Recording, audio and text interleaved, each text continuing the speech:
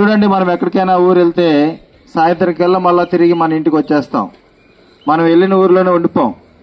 అలాగే నీవు కూడా ఇక్కడి వాడివి కాదు, నువ్వు పరలోకము సంబంధించిన వాడు. నీ ఆత్మ దేవుని యొద్ద నుండి వచ్చింది.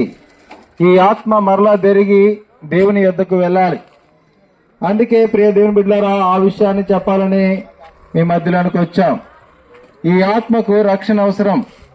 ఈ ఆత్మ గాని పాపములో మరణిస్తే నిత్య నరకానికి వెళ్ళిపోతుంది. ఎందుకంటే దేవుని వాక్యం ఇలా సెలవిస్తుంది, పాపం వల్ల వచ్చే జీతము మరణమని.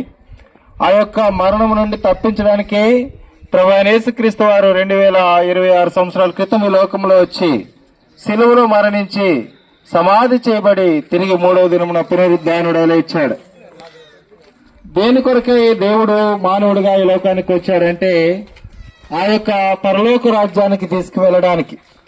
అదే శాశ్వతమైన రాజ్యం, అదే అసలైన